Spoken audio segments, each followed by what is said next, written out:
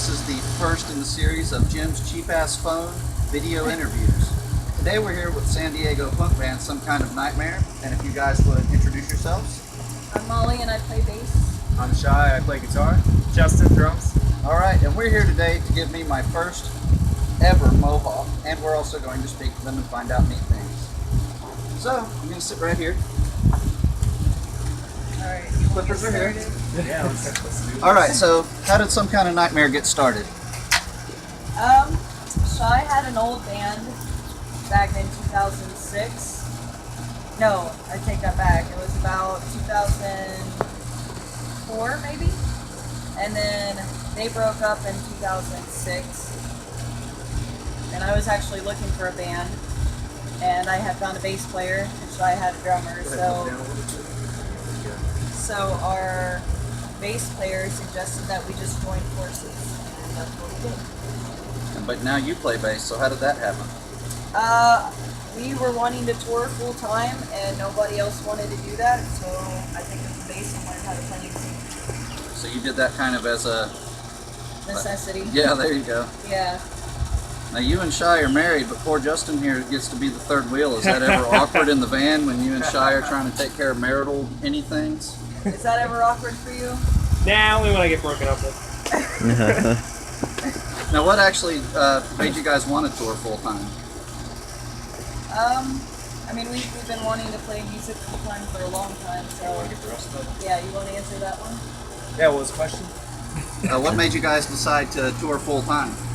The second tour we ever did was a 2-week tour from San Diego to New York and then back.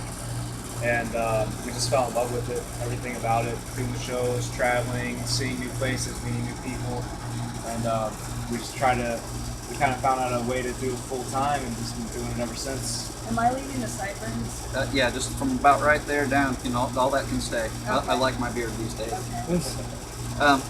You guys all look like you're pretty fit, and I know some of that's from the high energy that you guys put into your stage show, but is that also because you have a difficult time affording groceries between shows? No, we're in a decent spot now. Yeah, we eat pretty well on the road. We try to eat healthy and he eats junk food all the time. But I'm bad about that myself. But no, like a lot of our friends, they cook for us when we come through, and I don't know, we eat pretty good out there. I remember seeing a post not too long ago. You were looking for a new van because the old one was like over 300,000 miles. Is that one in my driveway new, or is it still the old one? That's still the old one. It's almost 300,000. I think by the end of by the time we get to this weekend, we'll get 300,000 with it. It's still going all right, but we'd rather get a new one before this one breaks down. We're just stranded in the middle of nowhere. Yeah, catastrophic failure when you're miles from anything. Yeah, we've had it before. Yeah. Now you and Shy and Molly, you guys have been in the band. I mean, clearly it's your band, and you've had different drummers. How many different drummers have you pulled along on tour with you so far?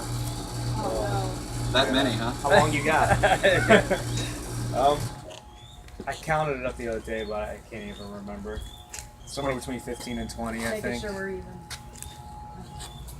Okay, now that you're on the road doing this, I mean, how many years has it been now for the tour? 5.5. So a 5.5-year tour as a DIY band. Are you guys, still pushing to get bigger, or are you happy with where you're at? When we first started the band, the whole idea was to just let the band go as far as it goes and not to actually push it. So we just let it go as far as it'll go. We don't, I don't know. We're not trying to get signed, but if we do get signed, then it happens.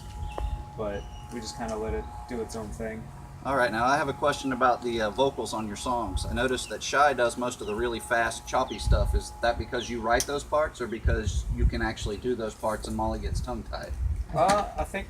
Is that it? I think it's a little bit of both, actually. Yeah, I think. I got a razor in the house I can touch it up with. Let me make sure. How thin is it on top with the I would do narrow that a little bit strip? right there, yeah. Oh yeah. Let's see. Oh, that actually right here looks even, right? Yeah, that's good. Okay, good. I always get that little right there. His vocal type works better with the choppy, Okay. and mine works better with a little bit of the held out notes, more Okay. so than choppy. That makes sense. Who are your main influences for your music?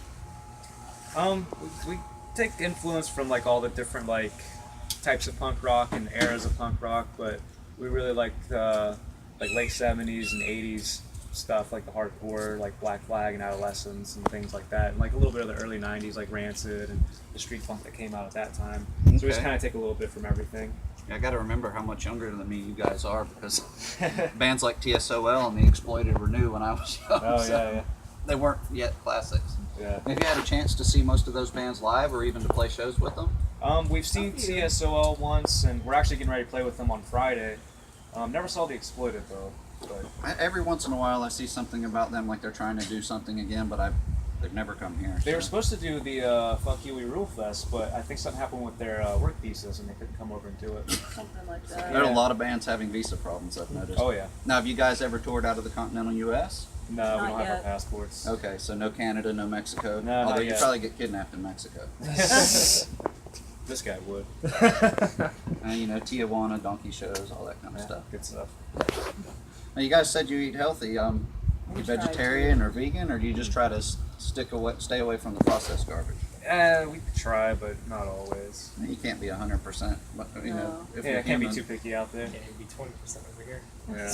Well, and I imagine if you were vegan, that'd be the first thing you would have said, because that seems to be how that works. How do you know if somebody's vegan? Don't worry, they'll tell you. Right. So you guys are headed to Fort Walton. Have you played the Green Door before? A couple times. What kind of a venue is that one? It's like a medium-sized venue. The staff is really cool staff. They always treat us well. We did the Ugly Fest there a few years back, and Okay. that was really awesome. Yeah, they always take good care of us over there. What's the biggest crowd you guys have managed to play for so far? I don't even know. We've been asked that before. Giant or a couple hundred? No, no counting heads. Yeah, I don't know. Like we've done festivals before too, but I don't know if those really count as they're festivals. But Yeah, I well, nothing. count. I mean, yeah, a Yeah. lot of bands play festivals, and 18,000 people are there to see the Misfits at Riot Fest. If you play in front of them, that's still 18,000 Yeah, people. that's true. Well, shit. I guess that's about all the questions I had for now. I appreciate the haircut, and thank you guys for stopping Yeah, by. Really for having us. enjoy seeing you guys every time you Thank come you. through. And that's it for Jim's cheap ass phone video interviews with Some Kind of Nightmare out of San Diego. Except for him, I think he's from Philly. Philadelphia. Yeah. 215. There you go. All right. Thank you guys for watching this, and we'll see you later.